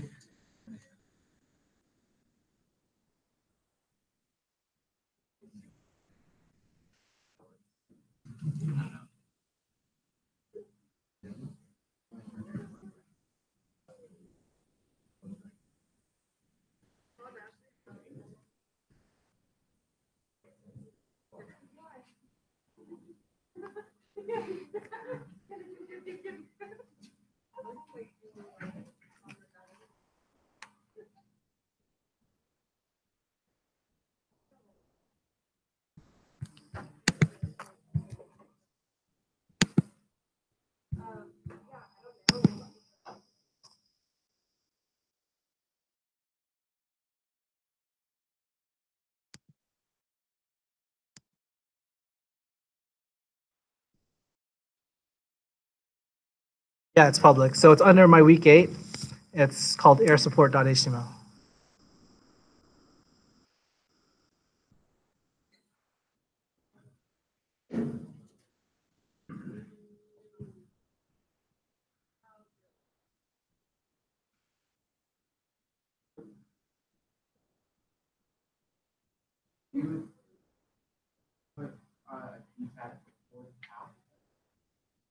Yeah, yeah.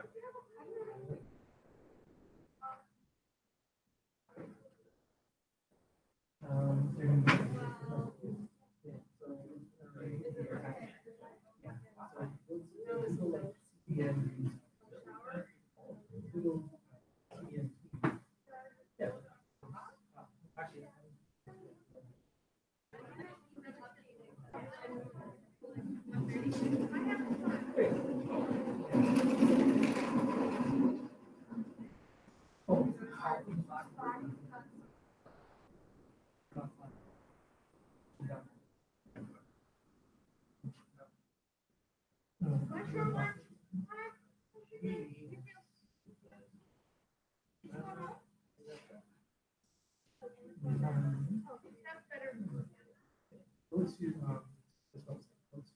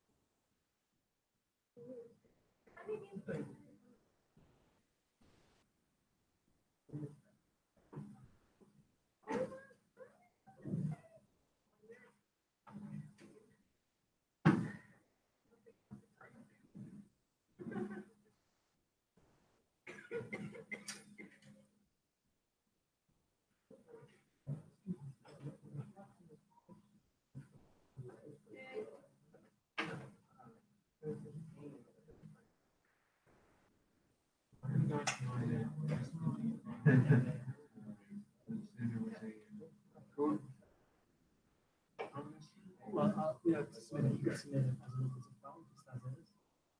So you can since you already have an view, so you can just use it. All right. Quick question. Yeah. This is just open the code. So, like, so what? So you're expecting like color, color coding. Can I miss something? No, because this is the. Oh, you gotta save it. Well, this is the whole picture. So I'm just grab it, control it, and copy it. Don't even yet. Really? I did. Oh, you did But already. it's still broken. Still, unless you put it on. Fine. Oh, I see what you're saying. Yeah. Yeah, I did, I expected that to actually be. It renders fine, but I'm just thinking like that. Like,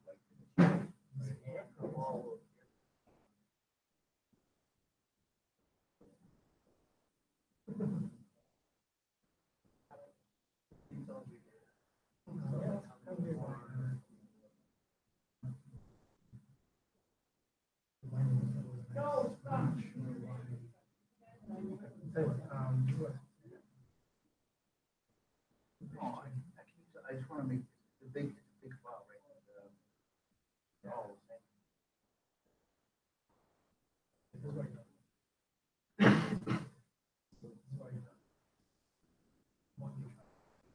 Oh, I just find that, you just download it, save them? Okay, let me try.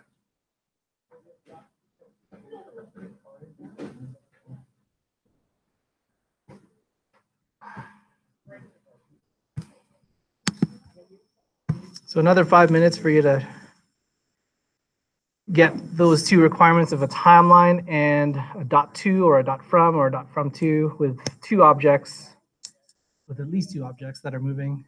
And before I move on to the next requirement, which is easing, which is pretty easy, and stagger, which is also pretty easy. And then you're done your lab.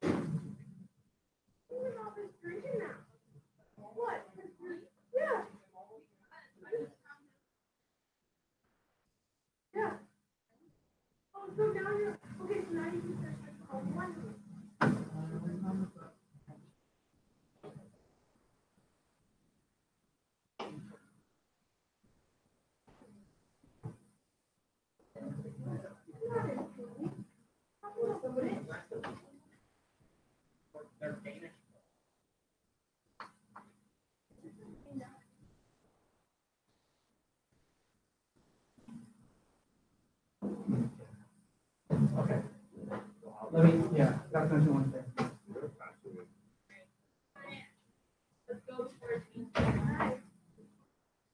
Like you got to-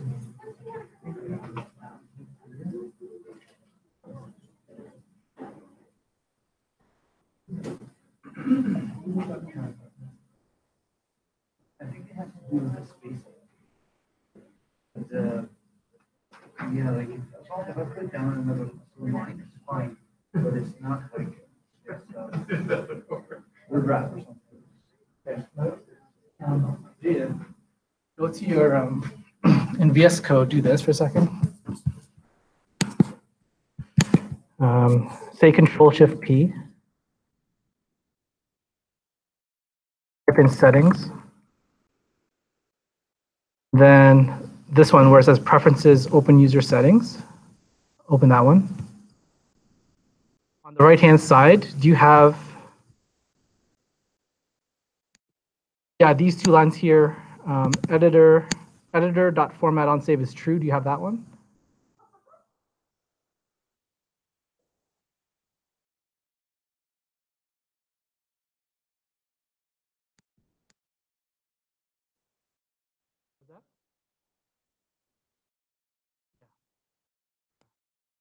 You could also have scale X or scale Y too.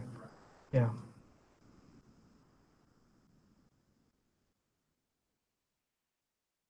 Because Jaden, when I say save on mine for my SVG, it automatically indents everything, and I think it's through Prettier. I could be wrong, and I think it's through this one line of code or in the JSON settings, editor.format on save.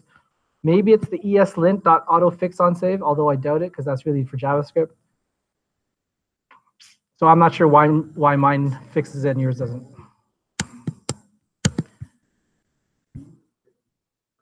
Yeah, sure.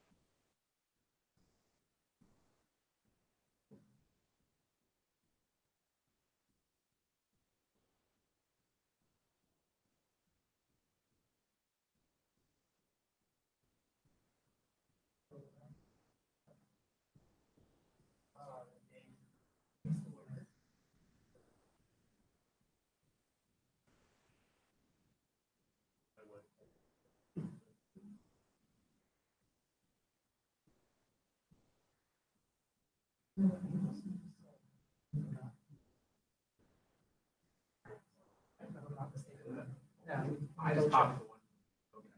is it? Let me. Okay. I could be mistaken. Let me see here. So CDN tween max, and then here it is. And then if I scroll down to tween, yeah, so yours should say tween max.min.js. So that's probably why you're missing. It's not working.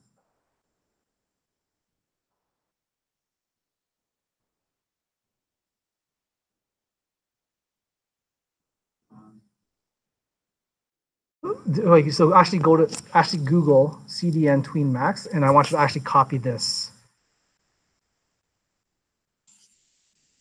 But use this method. Yeah, the second last one, but use this drop down arrow to choose the copy script tag, and then replace it with yours.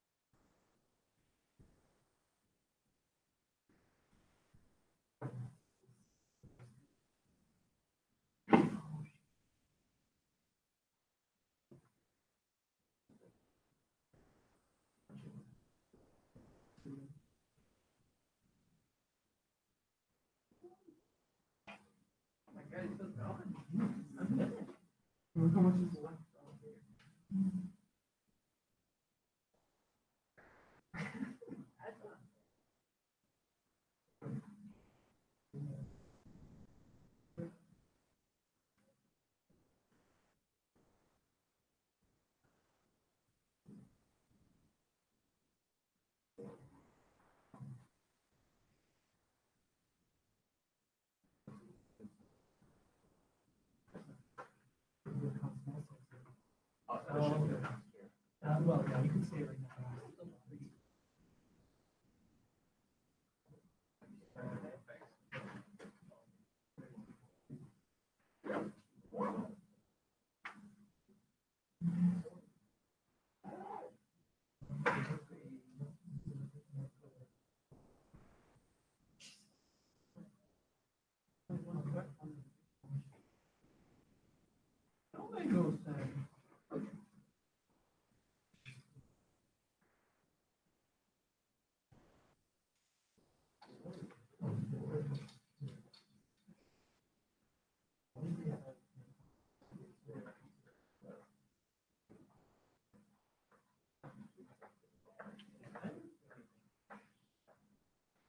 Okay, something I forgot to mention as we move on. Here's one thing I forgot to mention, which I'll refer to in my GitHub code.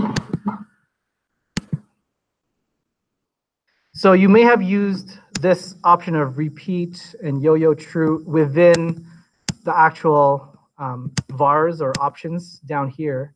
But the problem is because we're using timeline and not tween max, these kinds of options have to go within here when you're defining the new constructor, when you're constructing the new timeline max. It has to go up there. And that, I don't know why that is, but in my mind, I think it's because we're dealing, it wouldn't make sense for this to be down here because by definition, a timeline is like it plays from beginning to end. And maybe by putting these options down here, Greensock doesn't know what to make of it because it'll never end. So that's why I put it here, I guess. I'm just guessing. Yeah, so make sure you include the Greensock library to make it work, and always check your console for any errors to see if it's not working. So the other requirements for this lab is, so I'm assuming you already have a master timeline and you have a .to or in a .from or a .from or a .from2, and you're animating at least 2 separate objects, okay? So the last 2 requirements is an ease. So let's just put an ease on the cloud that I already did, right? So here, when I move the cloud, I could simply say ease, and then something that I had before. I don't know, power 0 ease. I don't know. But that just fulfills the requirement. And then the last thing is use of stagger. So here I'm going to create a different different function just to show you what how you can add the different functions to your master timeline. So here I'm going to say I'm going to add another function called intro. Intro will be responsible for staggering the clouds at the very beginning. So I'm going to say function intro, and then I'm going to grab, first I have to do the timeline. So const TL equals new timeline max. Immediately return it so that you don't forget about it. Then I'm going to make it all appear. So what I'm going to say is l.stagger from.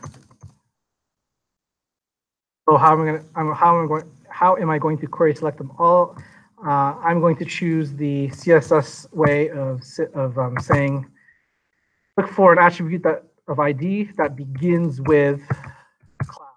So I personally named mine with cloud 1, cloud 2, cloud 3. So I'm just going to use the CSS way of selecting all that. Let's animate it for 1 second for the duration. And let's make it have an opacity of 0 just to be simple. And then because it's a stagger, I have to actually put in the stagger delay. So I'm going to put 0.3 seconds. Save that, and let's see it now. Maybe refresh. Oh, you know what? I forgot. Oh, right. Because I forgot to actually identify the other group tags. Anyways, this code does work if I had labeled my other clouds, but I don't want to take the time to label my other clouds. But it would have worked. But that would fulfill the lab. Okay. So now notice I just did the bare minimum, and I didn't even animate 2 objects. I just animated 1 cloud, which isn't full marks. So I want you to just have fun with it. Make sure you include all the elements that are required for you, required of you, and just play with it. Is basically it. Cool. And that's the end of class. Before I end, a couple of more commercial announcements.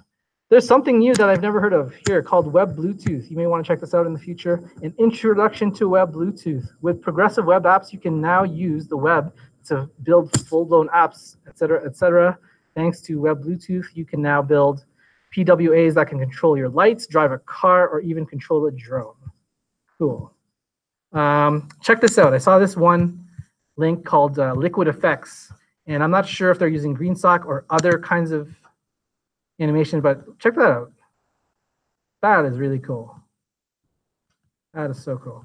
And so this page has all kinds of liquid effects examples like this. So you may want to check that out on your own time. And another cool effect that I saw is called text masking, which looks like this. There you go. So you can see the picture behind the letters animating or whatever it's doing, playing. What's this one do? Click and type. Oh, I see. Anyways, just some fun links to check out. But that is the end of class. Any final questions? And does anyone else have the same SVG? Same problem. I think Jaden is. Yes. And so I think, I'm not sure, Steve, if the problem is, I know you have Prettier installed, and I'm only guessing that if you go to your, if you say Control-Shift-P in your VS Code. Did you actually create an HTML document to encapsulate that? Oh, no, you didn't actually create the HTML constructor. I tried. Oh, you did? I tried it. No. No, it's broken.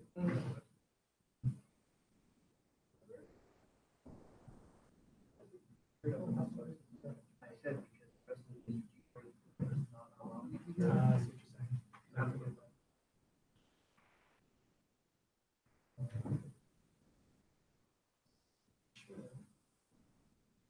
I'll start it again, but I'll try building again. I just want to go through the whole SVP.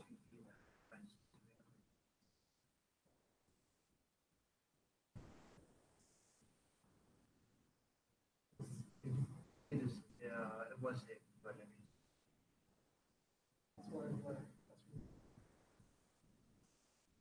Well, what does this do? Okay, well, I'll do it this week. I have no problems. I'll show you. I'll see what I can. Okay. Yeah, so just a reminder, just like the first half, everything from now onwards is due like the last day of class, midnight. No, so just, so April 16th or whatever that day is. Yeah, so same thing as before where everything was due the last day of the class before reading week. So now everything is due April 16th, midnight. Yeah. Cool, I shall stop the recording.